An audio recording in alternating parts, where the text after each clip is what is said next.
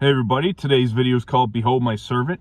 Today we continue our pass-through study here in the book of, the Gospel according to Matthew, where we're going to be looking at just a small section of Behold My Servant. So Matthew is quoting from Isaiah here. And Matthew 12, I'm going to read verse 14, 15 to open. It says, "Then the Pharisees went out and plotted against him, how they might destroy him. But when Jesus knew it, he withdrew from there, and great multitudes followed him, and he healed them all." So in all of Old Testament history, there was never a time or a person who exhibited such extensive healing power than Jesus did. And we saw in verse 14, it said, "Then the Pharisees went out plotting against him, how they might destroy him." So we see that the Pharisees did not like Jesus, and they were against him, and they were against the works and the miracles that he was performing. And physical healings were rare in the Old Testament, but we see that Christ chose to display his deity by healing, raising the dead, and liberating people from demons. And that not only showed the Messiah's power over the physical and spiritual realms, but also demonstrated the compassion of God toward those affected by sin. And for a time, Jesus withdrew somewhat from the public ministry as the opposition rose up against him. And Jesus couldn't truly escape the press of the crowds, as simply we see that they followed him. And he responded with compassion, and he healed them all. And they didn't make Jesus impatient or angry. And the determination of the crowd was evidence of their faith. Verse 16, 17, "Yet he warned them not to make him known, that it might be fulfilled, which was spoken by Isaiah the prophet, saying." So here, Christ seemed concerned about the potential fanaticalism of those who would try to press him in a conquering hero mode that the rabbinical experts had made out of the messianic prophecy. In verse 18, "Behold my servant whom I have chosen, my beloved in whom my soul is well pleased. I will put out my spirit upon him, and he will declare justice to the Gentiles." So from here through verse 21, we see that Matthew is quoting from the prophet Isaiah, exactly Isaiah 42, verse 1 through 5. And he's speaking of the gentle character of the Messiah, who is the servant of Yahweh. And this was a common and important designation of Jesus. In verse 19, "He will not quarrel nor cry out, nor will anyone hear his voice in the streets." So the Messiah wouldn't try to stir up a revolution or force his way into power.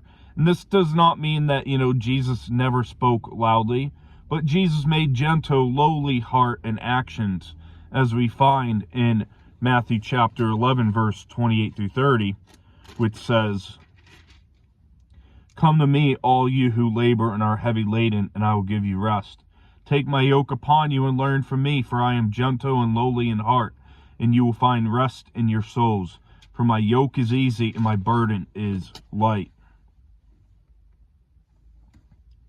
So Jesus made an impression upon others by the Spirit of God that was upon him. In verse 20, "A bruised reed he will not break, a smoking flax he will not quench, till he sends forth justice to victory."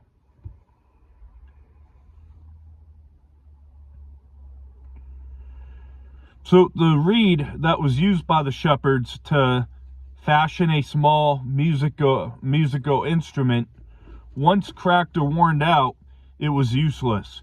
And a smoldering wick was also useless for giving light. And these represent people who are deemed useless by the world. And Christ's work was to restore them and rekindle such people, not to break them or quench them. And this speaks of his tender compassion toward the lowliness of the lost. And he came not to gather the strong for a revolution, but to show mercy to the weak. And Jesus sees the value in a bruised reed, even when no one else can. And Jesus can make beautiful music come from a bruised reed as he puts his strength in it. Verse 21, and in his name Gentiles will trust. So finally, the quotation of Isaiah 42 also speaks of the ultimate ministry of Jesus, and that was that Jesus was to come and to save the Gentiles as well. And this was something surprising and perhaps even offensive to Matthew's Jewish readers. But it was obviously scriptural according to Isaiah 42. So to wrap up tonight's study, nice and short, Matthew 12 covers Sabbath controversies as Pharisees condemned Jesus' disciples for supposedly harvesting grain on the Sabbath. And then you can find in chapter 12 that Jesus defended his disciples as a result. And after this, Jesus went into the synagogue and he caused trouble. Jesus was a troublemaker, performing healing on the Sabbath. And that really drove the Pharisees nuts.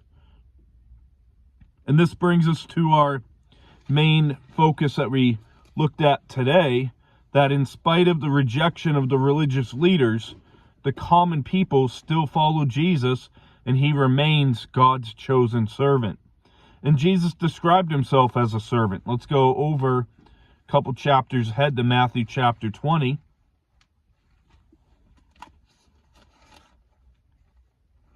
Matthew 20, 25 through 28.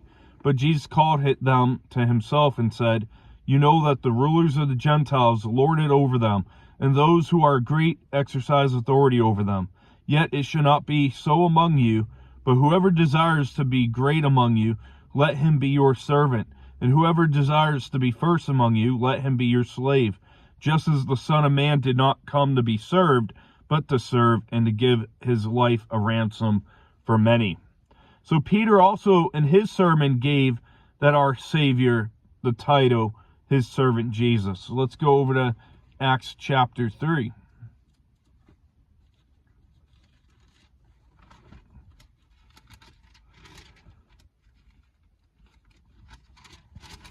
Acts chapter 3, verse 13 says, the God of Abraham, Isaac, and Jacob, the God of our fathers, glorified his servant Jesus, whom you delivered up and denied in the presence of Pilate, when he was determined to let him go.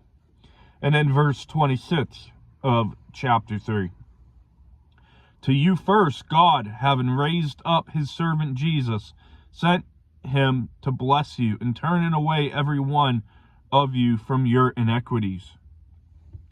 And then in the next chapter, Acts chapter 4, verse 27 through 30, says, for truly against your holy servant Jesus, whom you anointed, both Herod and Pontius Pilate, with the Gentiles and the people of Israel, were gathered together to do whatever your hand and your purpose determined before to be done. Now, Lord, look at their threats and grant to your servants that with all boldness they may speak your word by stretching out your hand to heal, and that signs and wonders may be done through the name of your holy servant Jesus. So Jesus is the servant. And Jesus didn't stop being the servant when he ascended into heaven. He serves all his people more effectively than ever from heaven now. And we spoke on how Jesus came to show mercy to the weak. Let's go over to 1 Corinthians chapter 1. Verse 26 through 29 says, for you see your calling, brethren, that not many wise according to the flesh, not many mighty, but not many noble are called.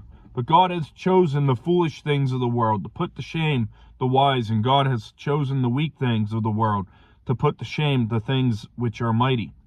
And the base things of the world, and the things that are despised, God has chosen, the things that are which are not, to bring to nothing things that are, that no flesh should glory in his presence. So we'll see you next, as we're going to be looking at the parable of the wheat and the tares, Lord willing, next week. And I don't know the schedule yet next week, but I'll sure to let you know when videos will go up. So I hope you have a great rest of your weekend. God bless.